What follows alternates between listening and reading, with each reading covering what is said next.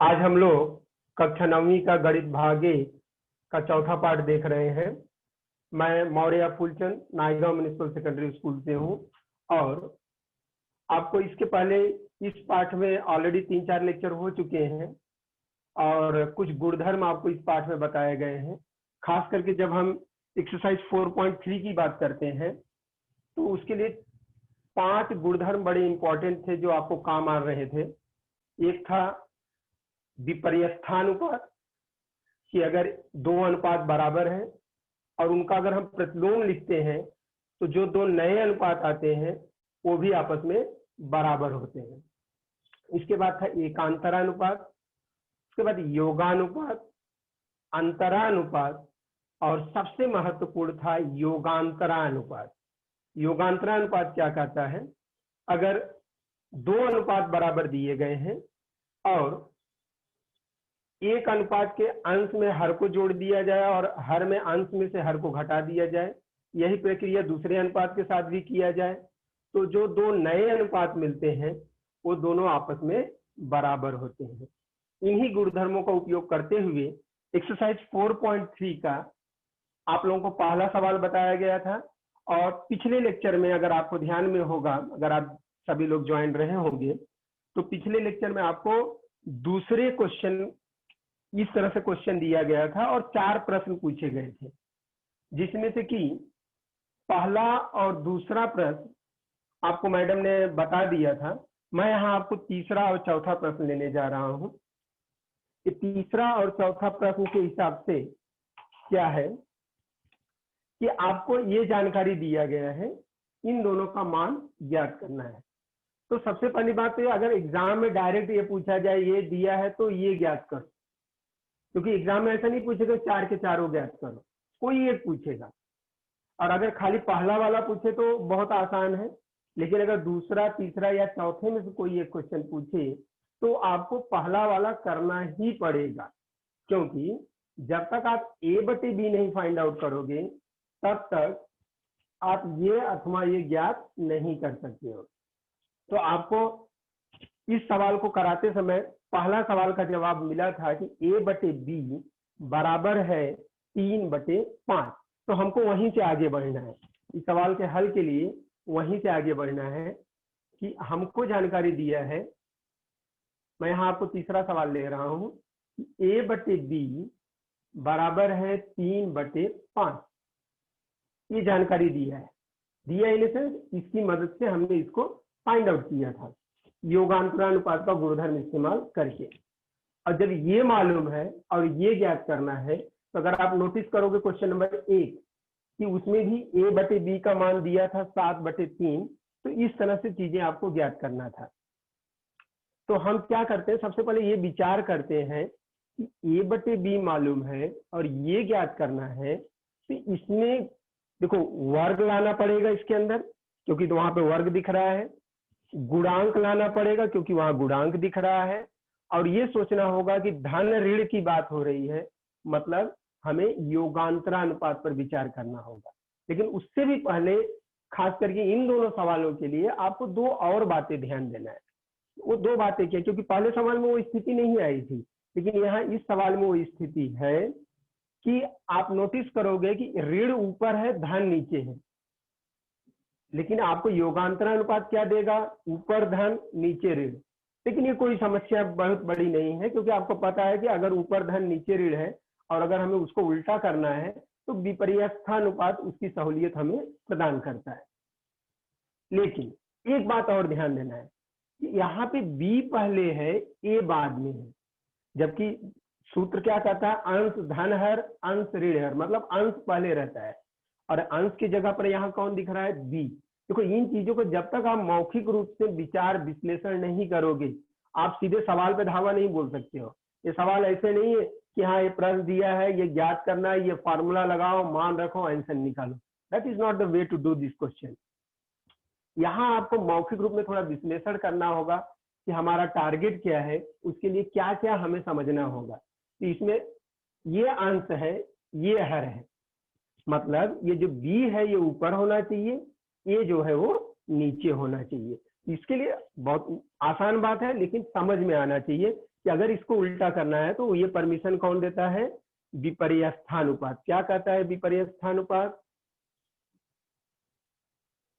विपर्यस्थानुपात के गुणधर्म से हम क्या लिख सकते हैं कि B/A, मतलब इस अनुपात का हमने प्रतिलोम किया और इस अनुपात का भी हमने प्रतिलोम किया, इससे जो दो नए अनुपात मिलते हैं, ये नियम ये कहता है कि दोनों नए अनुपात भी आपस में बराबर होंगे। देखो इसका इससे कोई संबंध नहीं, खाली हमने इसका उपयोग करके इसका उल्टा लिख दिया, लेकिन ये जो नए अनुपात हैं ये आपस में बराबर है, ये गुणधर्म हमें बताता है। तो ये काम तो क्लियर हो गया। अब दूसरा काम ये देखना है गुणांक, गुणांक बराबर करना है और वर्ग लाना है। इसमें भी बड़ा कंफ्यूजन आपको कभी कभी होता है, पहले गुणांक बराबर करूं कि पहले वर्ग लाऊं। तो हमेशा जब ऐसी स्थिति हो तो डायरेक्ट एग्जाम में प्रयोग करने के बजाय घर पे प्रयोग करके देखा करो, क्योंकि अक्सर क्या होता है आपको सिखाने वाले डायरेक्ट जो सही चीज होती है वो सिखाते हैं, लेकिन जब आप खुद करने लगते हो तो जरूरी नहीं कि आपके दिमाग में सही चीज ही आए। आप नियम से चलना शुरू करते हो कि यार हमें वर्ग लाना है, गुणांक लाना है, चलो कोई एक तो करते हैं पहले। तो आपको ध्यान देना है, घर पे प्रैक्टिस करोगे तो गलत सही सब आपको समझ में आएगा। अगर आप पहले गुणांक बराबर करोगे तो क्या होगा कि वर्ग, मतलब यहाँ आपने 2 ला दिया, तो जब वर्ग करने जाओगे तो ये 2 का 4 बन जाएगा, तो आपका गुणांक गड़बड़ हो जाएगा। मतलब ये समझ में आ रहा है कि पहले हमें वर्ग वाली क्रिया करना है। तो सबसे पहले हम क्या करेंगे, दोनों पक्षों का वर्ग करने पर, जब दोनों पक्षों का वर्ग करोगे तो आपको क्या मिल जाएगा, यहाँ पे b का वर्ग बटे a का वर्ग, और इस 5 का वर्ग करोगे 25 और 3 का वर्ग करोगे तो 9। तो वर्ग वाली प्रक्रिया हो गई। अब हम गुणांक पर विचार करेंगे। तो गुणांक में क्या दिख रहा है, देखो हमेशा ये जो टारगेट है ना उसी को ध्यान में रखना है। तो यहाँ इसका गुणांक 1 है, इसका गुणांक 2 है, मतलब यहाँ 1 आना चाहिए, यहाँ 2, मतलब 1/2 का यहाँ गुणा। पर नियम कहता है कि आप इधर अगर गुणा कर रहे हो तो आपको इधर भी करना पड़ेगा ताकि ये बराबर मेंटेन रहे। अगर आप इधर कर दिए इधर नहीं किए तो बराबरी का चिन्ह नहीं आ पाएगा। तो मतलब ये हुआ कि दोनों पक्षों में 1/2 से गुणा करने पर, यहाँ 1/2 का हमको गुणा करना है और यहाँ भी 1/2 का हमको गुणा करना है, और ये जैसा है हमको वैसे ही लिख देना है 25/9। तो कभी कभी आपको कंफ्यूजन होता है 1/2 इधर लिखो कि इधर लिखो, इधर लिखो इधर लिखो, उससे फर्क नहीं पड़ता है। 4 गुणे 5 लिखो या 5 गुणे 4 लिखो, आपको उत्तर 20 ही आएगा। इसलिए इधर लिखो या इधर लिखो, that does not make any difference. तो यहाँ पे क्या आ जाएगा आपको, b का वर्ग बटे 2a का वर्ग बराबर, यहाँ ऊपर नीचे अगर कटने जैसी स्थिति तो आप काट सकते हो, फिलहाल कोई कटने जैसी स्थिति नहीं है। तो यहाँ 25 और यहाँ 9 दूनी 18। तो अब यहाँ पे 2 अनुपात आपको बराबर दिख रहे हैं और आपका टारगेट है धन और इन्हीं दोनों अनुपातों को धन ऋण में व्यक्त करना। तो धन ऋण में व्यक्त करने की परमिशन हमें कौन देता है, योगांतरानुपात। इसलिए अब यहाँ कौन सा नियम लगेगा, योगांतरानुपात के गुणधर्म से। अब ये गुणधर्म क्या कहता है, बहुत अच्छी तरह से ध्यान रखो कि अंश और हर को अंश में जोड़ना है। देखो ये अंश ये हर, लेकिन यहाँ पे भी ऊपर क्या लिखता है उसको हम अंश बोलते हैं कि ये इसका अंश धन ये हर बटे नीचे क्या लिखना है, अंश ऋण हर। अब वही प्रक्रिया इस तरफ भी, अंश धन हर बटे अंश ऋण हर। ऐसा करने से जो दो नए अनुपात आ रहे हैं ये दोनों भी बराबर होंगे। ऐसा कौन कह रहा है, योगांतरानुपात। इसलिए यहाँ पे क्या आ जाएगा, b का वर्ग धन 2a का वर्ग बटे b का वर्ग ऋण 2a का वर्ग बराबर 25 और 18 जोड़ोगे तो 8 5 13, 2 1 3 और 1 4, और यहाँ 25 में से 18 घटाओगे तो 7। अगर प्रश्न यही पूछा होता तो यही आपको फिनिश कर देना है, लेकिन प्रश्न क्या कर रहा है, ऊपर ऋण दिखना चाहिए नीचे धन, मतलब हमें इसका उल्टा करना है। उल्टा करने पे भी अनुपात बराबर होंगे, ऐसा कौन कहता है, विपर्यस्थानुपात। इसलिए अब हम यहाँ पे विपर्यस्थानुपात का गुणधर्म इस्तेमाल करते हैं।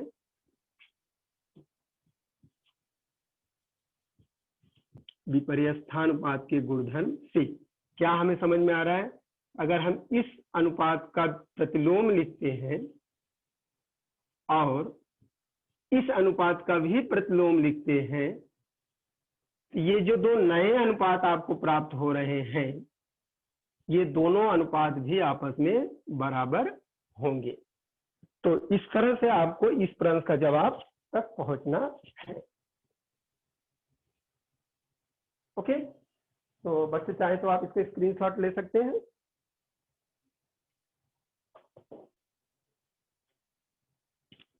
इसके बाद हम दूसरे सवाल को देख रहे हैं कि दूसरे सवाल के लिए क्या करना है। तो अगर आप नोटिस करोगे तो बहुत ज्यादा चेंजेस नहीं है, थोड़ा थोड़ा चेंजेस करेंगे हम वहां तक पहुंच सकते हैं। अब हमें वही चेंजेस देखना है कि कैसे वहां तक पहुंचा जा सकता है।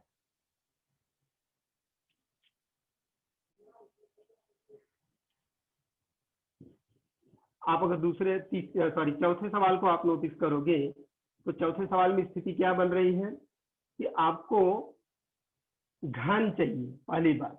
बाकी सब सेम है, अगर इस सवाल और इस सवाल की तुलना करो तो हर चीज सेम है, खाली घन चाहिए। मतलब ठीक उसी तरह से विचार करेंगे कि आपको एक अनुपात दिया है, पहले भी बाद में ये चाहिए तो इसका पहले विपर्यस्थानुपात लगा दिए, बाद में हमें इस बार हमें घन चाहिए। अब हम क्या करेंगे, दोनों पक्षों का घन करने पर, ठीक है, तो दोनों पक्षों का घन करोगे, यहाँ पे क्या आ जाएगा घन, यहाँ पे भी आ जाएगा घन, लेकिन यहाँ पे 5 का घन मतलब 5 गुणे 5 गुणे 5 कितना हो जाएगा 125। और 3 का घन के लिए आपको क्या करना होगा, 3 गुणे 3 गुणे 3, 3 त्रिक का 9, 9 त्रिक 27। उसके बाद आपको क्या ध्यान देना है कि इसका गुणांक 2 चाहिए, तो नीचे हमें 2 का गुणा करना है, हम दोनों पक्षों में 1/2 का गुणा कर देते हैं। 1/2 का गुणा करने से यहाँ पर तो घन की स्थिति रहेगी, लेकिन ये 125 है और ये 27 है, ये घन की स्थिति है। अब ये तो 125 ही रहेगा, लेकिन ये 27 दूनी कितना हो जाएगा 54। ओके, कोई कंफ्यूजन इसमें? तो केवल घन वाली बात थी तो हमने घन वाली बात किया और बाकी कोई परिवर्तन नहीं। उसके बाद हमको धन ऋण की स्थिति चाहिए, तो उसके लिए हम क्या लगेंगे, योगांतर अनुपात।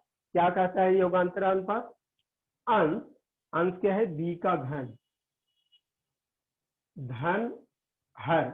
याद रखो, भले आपको ऊपर ऋण चाहिए लेकिन नियम तो नहीं बदलेगा आपके लिए, नियम तो यही बोलेगा कि पहले योग बाद में अंतर, मतलब अंश में योग की प्रक्रिया और हर में अंतर की प्रक्रिया। अंश ऋण हर, वही प्रक्रिया इस तरफ भी हमको करना है। यहाँ पे अंश क्या है 125 धन हर बटे अंश ऋण हर। ऐसा कर, ये नियम के अनुसार ऐसा करने से ये हमें 2 नए अनुपात मिल गए हैं, पर ये नियम क्या कहता है, ये दोनों नए अनुपात भी आपस में बराबर होंगे। तो मतलब यहाँ क्या मिल गया हमको, बी का घन धन 2a का घन बटे बी का घन ऋण 2a का घन बराबर 125 और 54 को आप जोड़ सकते हो, 5 4 9, 5 2 7 और 1, और यहाँ 125 में से 54 घटाएंगे, 5 में से 4 घटाएंगे 1, 2 में से 5 नहीं घटेगा, 12 में से 5 घटाएंगे तो 7। अब यहाँ एक चीज और आपको ध्यान देना है कि क्या ऊपर नीचे कटने जैसा है किसी संख्या से, तो किसी से कटने जैसे नहीं है, अभाज्य संख्याएं हैं खुद में, तो इनको काटा नहीं जा सकता, तो ऐसे ही लिखेंगे। पर हमें ऊपर ऋण नीचे धन चाहिए, तो उसके लिए क्या करना होगा, विपर्यस्थानुपात। क्या कहता है विपर्यस्थानुपात, कि आप इसका प्रतिलोम लिखो और उस बाएं पक्ष का दाएं पक्ष का भी प्रतिलोम लिखो। इससे जो दो नए अनुपात मिलते हैं ये दोनों भी बराबर होंगे, ऐसा हमें विपर्यस्थानुपात कहता है। ओके बच्चों, इसको नोट डाउन कर लो या स्क्रीनशॉट ले लो, और अगर कोई बात ना समझा हो तो तुरंत पूछ भी सकते हो।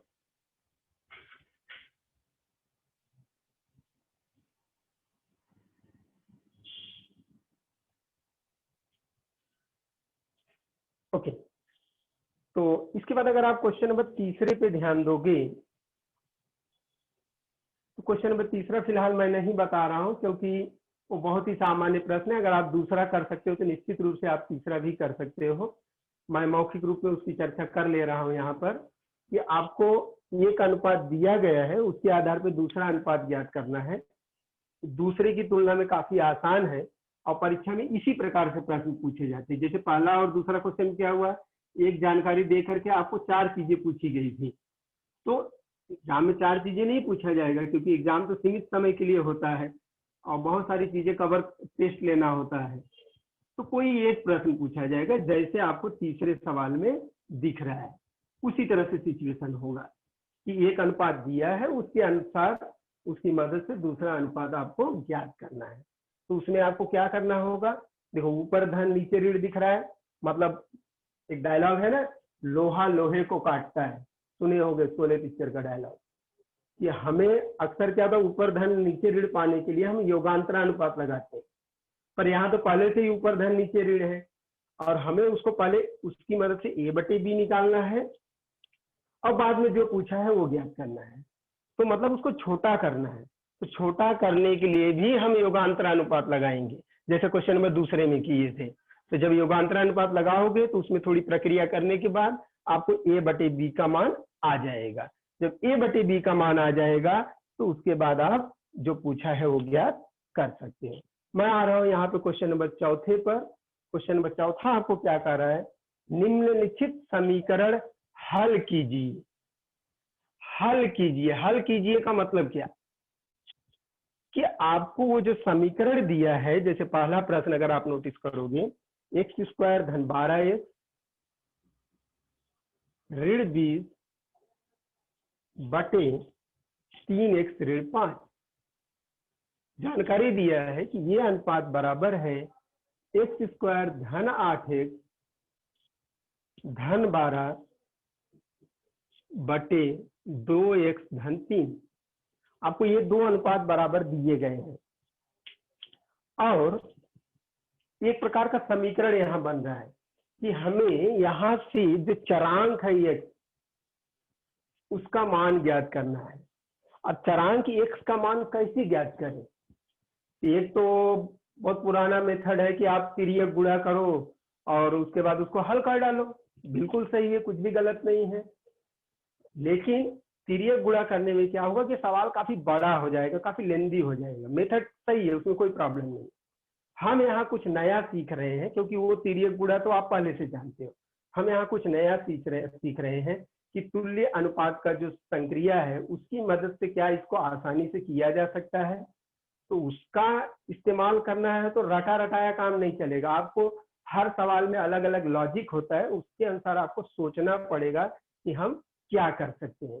जैसे इस सवाल में आपको समझना है या तुल्य अनुपात मतलब योगानुपात, अंतरानुपात, योगांतरानुपात, विपर्यस्थानुपात, एकांतरानुपात, क्या कोई जुगाड़ इसमें काम करे जिससे थोड़ा सा इतना भारी भरकम दिख रहा है थोड़ा सा हल्का हो जाए, तो क्या जुगाड़ लगाएं। तो इस समय तो कुछ विशेष संबंध नहीं नजर आ रहा है, लेकिन अगर आप नोटिस करोगे कि इसका जो लास्ट का 2 पद है और ये हर में जो 2 पद हैं सेम तो नहीं है, लेकिन अगर 4 का गुणा किया जाए तो ये ऊपर नीचे सेम हो जाता है। पर ये हमारी आवश्यकता है 4 का गुणा करना, पर हम अपने मर्जी से ऐसा कुछ भी नहीं कर सकते हैं, नियम का पालन करना पड़ेगा। और नियम क्या है, आपकी जरूरत है इधर 4 का गुणा करना है, करो, हमें ऐतराज नहीं है, लेकिन फिर नीचे कर रहे हो ऊपर भी करना पड़ेगा। मैं बोलूंगा पागल हूँ क्या, जब ऊपर भी कर दूंगा तो फायदा क्या होगा नीचे 4 का गुणा करके। नियम तो यही कहता है। हाँ, लेकिन नियम फिर बोल और एक रास्ता देता है कि ठीक है, आपको ऊपर नहीं करना है, नो प्रॉब्लम, आप नीचे कर रहे हो 4 का गुणा, इधर भी नीचे करो 4 का गुणा। तो हम सोचते हैं हाँ यार ठीक है, ट्राई करता हूँ। इधर 4 का गुणा, अरे ये तो बहुत बढ़िया हो गया, इधर 4 का अगर गुणा करते हैं, इसका भी अंश अंश का लास्ट का 2 पद और हर सेम हो जाता है। तो एक तीर से 2 निशाने लग गए कि 4 का गुणा हर में दोनों तरफ करना ही पड़ेगा। लेकिन फायदा ये हो रहा है कि दोनों तरफ हमारा समाधान हो रहा है। तो अब हम क्या करेंगे, दोनों पक्षों में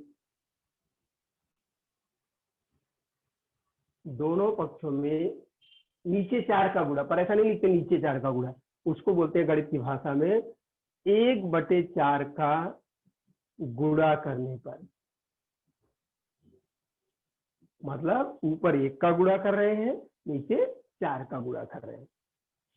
तो जब दोनों पक्षों में 1/4 का गुणा करोगे तो ऊपर क्या आ जाएगा, x का वर्ग धन 12x ऋण 20, मतलब यहाँ कोई चेंजेस नहीं। लेकिन नीचे देखो, या तो आप लिखो 1/4 गुणे 1/4, लेकिन जब यहाँ शब्दों में लिख दिए तो उतना लिखने की आवश्यकता नहीं, डायरेक्ट 4 का गुणा करना है। 4 का गुणा 4 तिहाई 12x, 4 पचे 20, और यहाँ भी वही प्रक्रिया हम कर रहे हैं, अंश में कोई परिवर्तन नहीं। और हर में हम क्या कर रहे हैं, नीचे 4 का गुणा, नीचे 4 का गुणा 4 दूनी 8x, 4 तिहाई 12। अब इससे फायदा तो इतना हो रहा है कि अंश और हर का कुछ हिस्सा सेम हो गया। अगर डायरेक्ट ये वाला स्टेप देख के बोलता हल करो तो मतलब इतना करने की जरूरत नहीं पड़ती, लेकिन इस तरह से है तो आपको सोचना पड़ेगा, ऐसा जुगाड़ लगाकर ये काम बन गया। अब हमें तो छोटा करना हमारा टारगेट है, तो आप एक बात नोटिस करोगे, अंश का लास्ट का 2 पद और पूरा हर एकदम सेम है, चिन्ह भी सेम है। और अगर हम योगानुपात लगाते हैं तो वो तो जुड़ जाएगा और बड़ा हो जाएगा, हमें छोटा करना है। लेकिन अगर हम चिन्ह बदल सकें तो कट जाएगा, और उस चिन्ह बदल कैसे सकेगा, अगर माइनस किया जाए। और माइनस कौन करने देता है, अंतरानुपात। क्या कहता है अंतरानुपात, कि अंतरानुपात के गुणधर्म से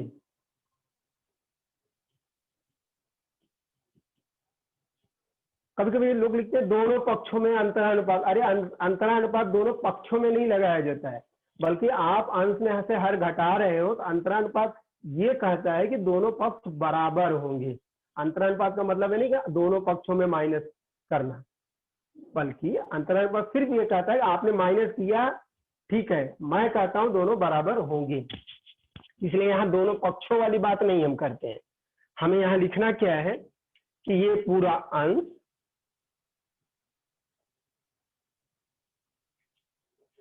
ऋण हर, अंतरानुपात क्या कहता है, ऋण हर। और जब ऋण की बात आती है कोई भी कंजूसी नहीं, बहुत सावधानी से, क्योंकि ऋण है वो चिन्ह बदली करेगा। या तो आप डायरेक्ट दिमाग में रखो हाँ ऋण की वजह से चिन्ह बदल जाएगा, ये स्टेप नहीं करो। लेकिन बेहतर होगा कि आप आराम से इत्मीनान से करो, अंश ऋण हर बटे हर जैसा है वैसे ही, वही प्रक्रिया इस तरफ भी, ये अंश ऋण हर 8x धन 12 बटे हर। ऐसा करने से ये जो दो नए अनुपात आ रहे हैं, नियम कहता है ये दोनों बराबर होंगे।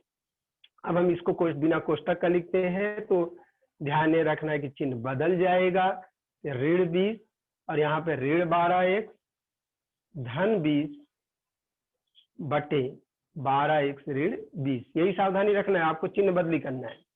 वही प्रक्रिया इस तरफ भी, यहाँ पे चिन्ह बदल जाएगा बटे 8x धन 12।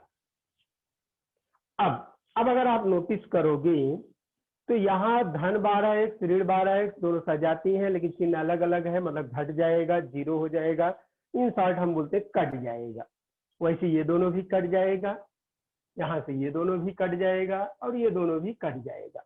तो हमें यहाँ क्या प्राप्त होता है कि x का वर्ग बटे 12x ऋण 20 बराबर एक्स का वर्ग बटे 8x धन 12। अब इसके बाद इस सवाल में देखो एक ट्विस्ट और है जो अक्सर गलती होती है। वो ट्विस्ट क्या है, अब हमको बड़ा लालच आता है, अरे एक्स स्क्वायर दोनों तरफ कट जाएगा, फिर ये गुणा करो एक्स का मान आ जाएगा। समझने के लिए भी अच्छा लगता है, उत्तर भी आ जाता है, बहुत बढ़िया लगता है। पर आपको एक बात ध्यान देना है, नियम है, इसको काटने का मतलब क्या है कि हम इस तरफ एक्स स्क्वायर से भाग दे रहे हैं, इस तरफ भी एक्स स्क्वायर से भाग दे रहे हैं, लेकिन भाग से संबंधित एक नियम है कि अगर मैं आपसे कहूं 5/0 भाग दो, हिम्मत है तो भाग दो, दम है तो भाग दो, 5/0 मतलब 5 में 0 से भाग दो। कोई दे सकता है भाग? मैं तो नहीं दे सकता हूं, क्योंकि मैं जितनी बार 0 का पहाड़ा पढ़ता हूं हर बार मैं घूम के वहीं आ जाता हूं 0। 5 तक तो पहुंचना बहुत दूर की बात है। मतलब ये हुआ कि अगर हर में 0 है तो भाग नहीं दिया जा सकता है, या कहो कि वो अपरिभाषित होता है। तो इसलिए पहले आपको जब आप एक्स स्क्वायर से काट रहे हो, मतलब भाग दे रहे हो, तो पहले ये स्पष्ट करना पड़ेगा क्या एक्स स्क्वायर का मान 0 तो नहीं है, क्योंकि अगर 0 होगा तो भाग तो दे ही नहीं सकते हो।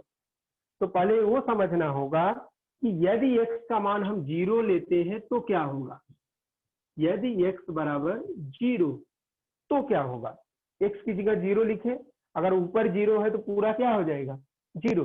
देखो मैंने बताया 5/0 तो नहीं भाग दे सकते हो, लेकिन अगर 0/5 हो, 10 हो, 15 हो, 50 हो, 1150 हो, कुछ भी हो, हमेशा उत्तर क्या आएगा 0।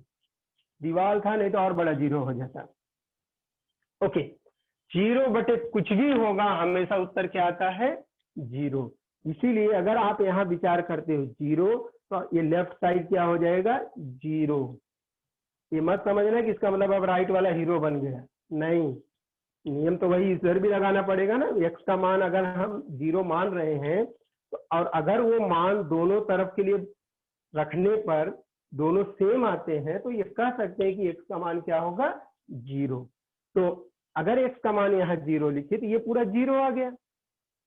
वैसी एक्स का मान अगर हम यहाँ 0 लिखें, ये पूरा भी 0 हो जाएगा। मतलब ये हुआ कि एक्स का मान 0 रखने पर समीकरण की संपुष्टि होती है। ठीक है, तो मतलब x बराबर 0 के लिए समीकरण की संपुष्टि होती है। तो आपको इस तरह से लिख रहे हैं, यदि x बराबर 0 तो समीकरण की संपुष्टि होती है। क्योंकि हल का मतलब क्या होता है कि वो मान जिसके लिए दोनों पक्ष बराबर हो, और हम देख रहे हैं कि x का मान 0 से दोनों पक्ष बराबर हो रहे हैं। अगर दोनों पक्ष बराबर हो रहे हैं तो इस समीकरण का एक हल क्या हो जाएगा x बराबर 0। मतलब एक उत्तर हमको आ गया। अक्सर ये एक उत्तर आप लिखना छोड़ देते हो, बोलते हो समझ में नहीं आ रहा, पता नहीं क्या पका रहे थे। पर ये आपको समझना है कि अगर x का मान 0 है तो दोनों पक्ष बराबर हो रहे हैं, इसलिए एक उत्तर 0 होगा। लेकिन अब ये तो हमें पता नहीं कि x का मान सिर्फ 0 ही हो सकता है, कुछ और हो सकता है। तो हम सोचते हैं कि अगर x का मान 0 ना हो, यदि x का मान 0 ना हो तो क्या होगा, एक्स स्क्वायर भी 0 नहीं होगा। और अगर एक्स स्क्वायर 0 नहीं होगा तो हम दोनों पक्षों में भाग दे सकते हैं, क्योंकि पहले हमने ये सोचा ना कि अगर एक्स यार 0 रहेगा तो भाग ही नहीं दे पाएंगे। लेकिन अब हम कह रहे हैं कि अगर एक्स 0 नहीं होगा तो दोनों पक्षों में भाग दे सकते हैं। इसलिए दोनों पक्षों में एक्स स्क्वायर से भाग देने पर, और जब दोनों पक्षों में एक्स स्क्वायर से भाग दोगे तो आपको क्या मिल जाएगा, यहाँ पे एक्स स्क्वायर कट जाएगा, 1/12 x ऋण 20 बराबर 1/8 x धन 12।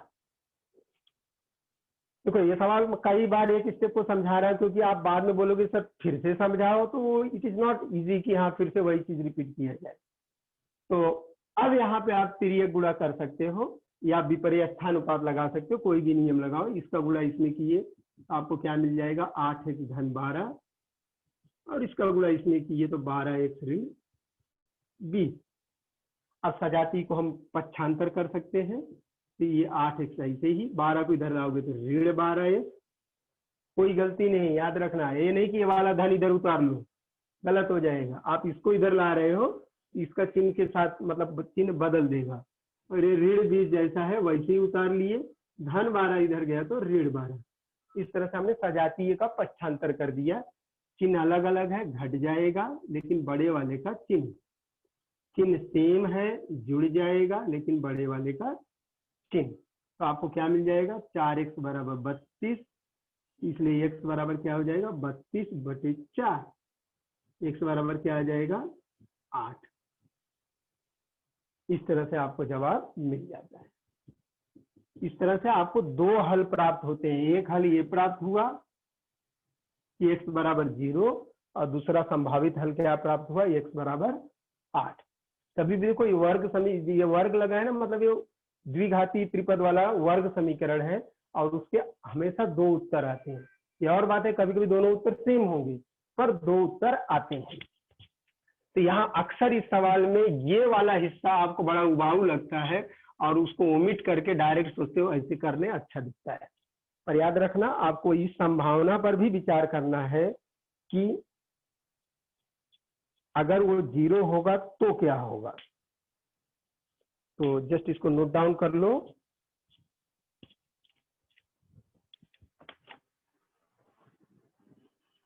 काम हो रहा है, ओके। तो बच्चों मैं इसको मिटा रहा हूं। इसके बाद कोशिश करते हैं हम लोग एक सवाल और हो जाए।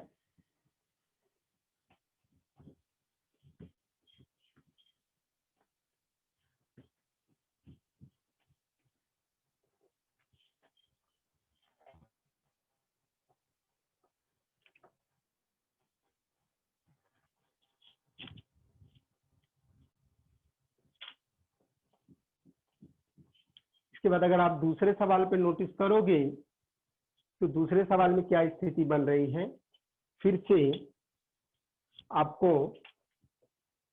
दो अनुपात बराबर दिख रहे हैं, उनको हल करना है, मतलब x का मान ज्ञात करना है। तो फिर से आपको हर सवाल में अलग अलग परिस्थितियां आएंगी, अलग अलग चुनौतियां आएंगी, और उसके अनुसार आपको समझना होगा कि क्या जुगाड़ लगाया जा सकता है गणितीय दृष्टिकोण से। जुगाड़ मतलब कुछ भी जुगाड़ नहीं, गणितीय दृष्टिकोण से हमको जुगाड़ लगाना है, क्या किया जा सकता है। तो इस दूसरे सवाल में जैसा कि आपको जानकारी दिख रहा है, तो यहाँ पर आप अगर कुछ सोचोगे कि आंसर हर कुछ करने से बराबर हो जाए, तो वो स्थिति नहीं बन रही है। ये अलग सवाल है, और ये सवाल काफी अलग है, क्योंकि न इसमें अंतरानुपात का आइडिया काम कर रहा है, न एकांतरानुपात, और न गुणांक किसी चीज का गुणा करने से हो रहा है।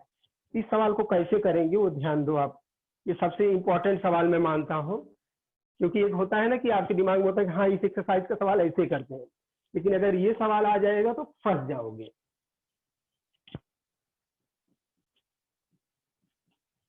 इसलिए जब पढ़ते रहते हैं उसी समय ऐसे सवालों को एक अलग चिन्हांकित कर देना चाहिए, ताकि परीक्षा में आपको लगे कि हाँ बाबा ये सवाल थोड़ा अलग से रिवाइज करना पड़ेगा। खाली ऐसे ही सोच करके कि हाँ इस एक्सरसाइज का सवाल ऐसे कर सकते हैं, नहीं होगा। प्रश्न लिखते समय बहुत सावधानी, आप देख रहे होंगे मुझे कई बार टर्न लेना पड़ रहा है, क्योंकि प्रश्न ही गलत कर दूंगा तो उत्तर कहाँ से सही आएगा। तो ये प्रश्न है, और आपको इसको हल करना है, मतलब x का मान ज्ञात करना है। तो इसमें जुगाड़ क्या लग सकता है, आप ध्यान दो कि हम इन दोनों में कुछ कॉमन ले सकते हैं। यहाँ से इन दोनों में अगर हम कुछ कॉमन लेते हैं, देखो यहाँ से भी कॉमन लिया जा सकता है, लेकिन उससे कुछ विशेष फायदा नहीं होगा।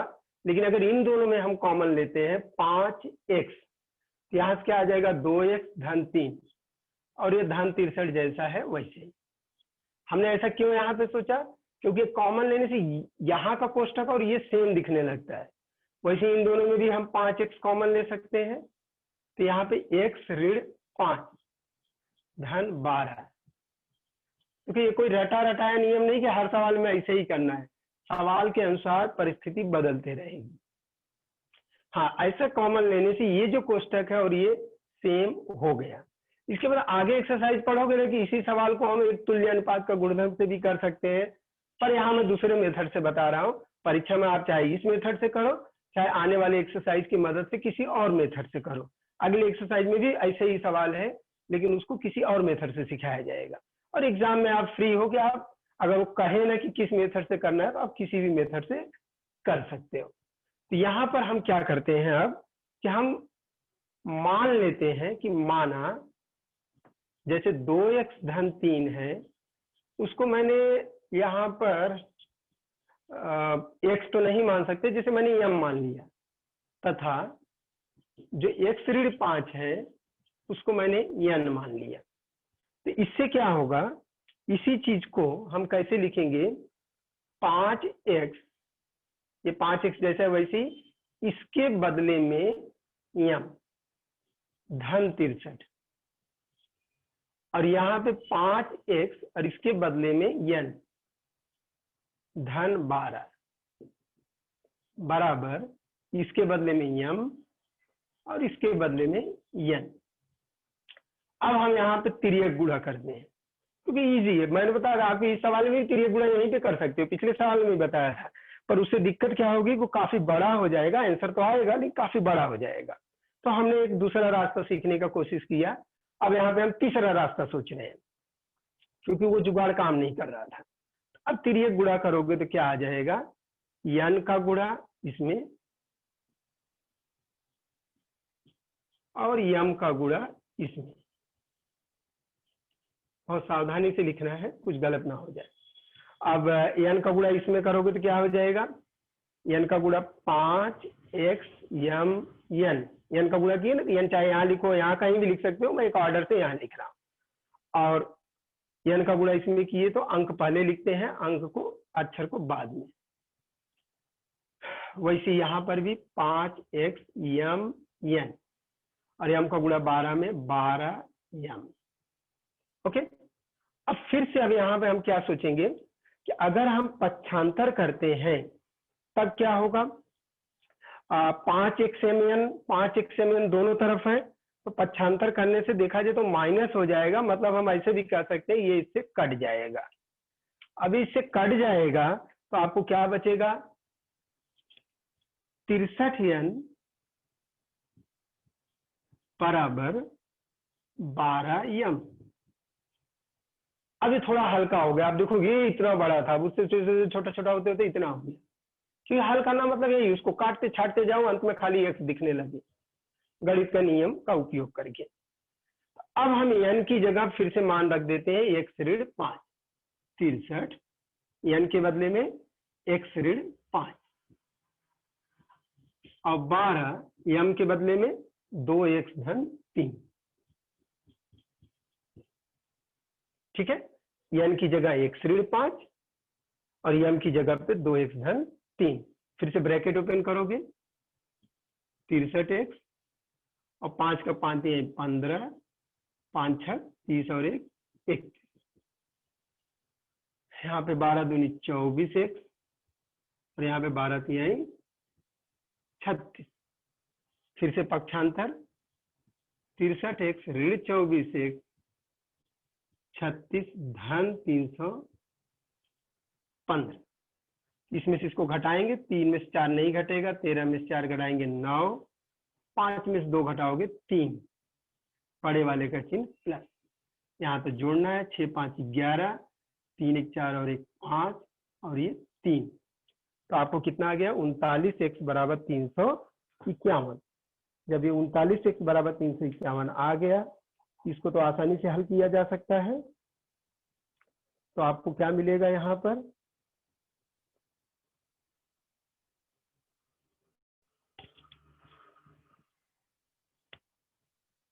x बराबर 351/39।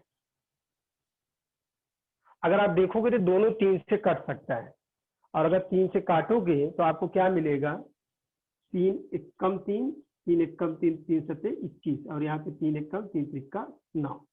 फिर 13 से भी इसको आप काट सकते हो, 13 एकम 13 नवैया 117, x का मान कितना आ जाएगा, 9। इस तरह से इसको आसानी से हल किया जा सकता है। ठीक है, तो यहाँ पे हमें संभावित मान एक ही है, x का मान 9। तो ये सवाल एकदम अलग टेक्निक का था, आपको ध्यान में रखना है कि इस सवाल को करने के लिए थोड़ा सा पहले से रिवीजन करके जाना होगा। इसके बाद जो तीसरा चौथा सवाल है या छठवां सवाल है, उसमें आप ऊपर धन नीचे ऋण की स्थिति है, मतलब योगांतरानुपात लगा करके उसको छोटा कर सकते हो और आगे हल कर सकते हो। फिलहाल समय को देखते हुए मैं आज यहीं पे समाप्त कर रहा हूँ। बच्चों, अगर आपको कुछ पूछना है तो आप पूछ सकते हो।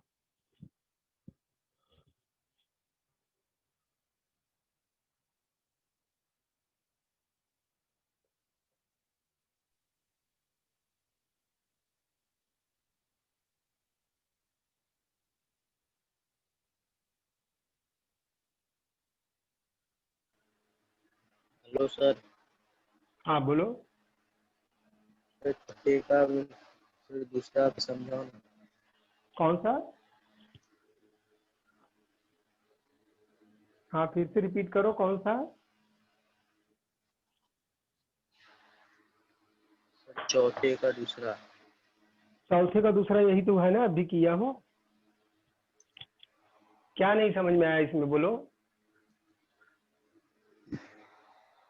एग्जैक्टली कौन सा स्टेप है वो मुझे बताओ, तो मैं उसको एक्सप्लेन कर सकता हूँ फिर से।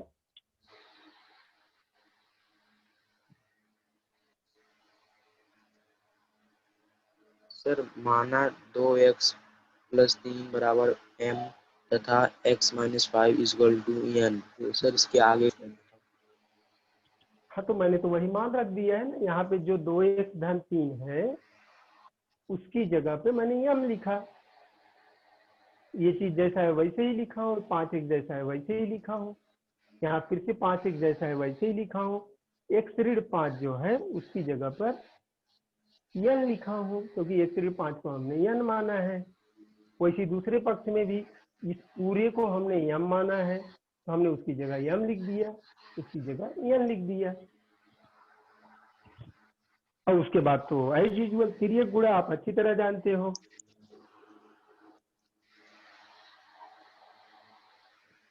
Okay next. Hello sir. हाँ बोलिए। सर आपने जो ये 11 का क्वेश्चन किया उसमें ये जो आपने 5x 2x ब्रैकेट में +3 लिखा, मुझे समझ नहीं आया वो आया कैसे। अरे भाई 5x कॉमन ले ना इसमें से। ये आपको जो दो दिख रहा है 10x का वर्ग धन 15x, इन दोनों में x आपको कॉमन दिख रहा है, मैंने x कॉमन ले लिया। अब 5 से दोनों में भाग जा रहा है तो मैंने 5 भी कॉमन ले लिया। जब 5x कॉमन लोगे तो यहाँ 5 का भाग दोगे तो 2 आएगा, और 1x निकाल दिए तो 1x बचेगा। 5 से इसमें भाग दोगे तो 3 आएगा, 5 3 15, और x तो हमने पहले से ही कॉमन ले लिया है। ठीक उसी तरह नीचे भी किया गया है।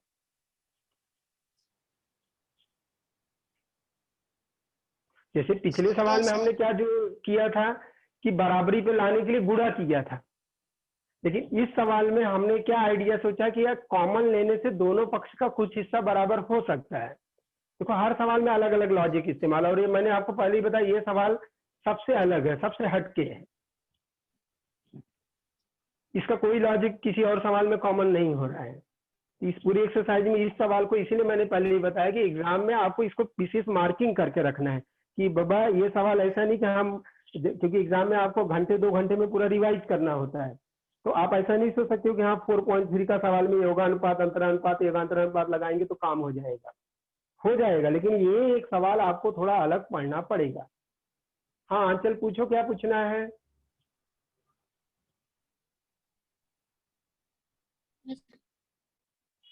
ओके और किसी स्टूडेंट को कुछ पूछना है?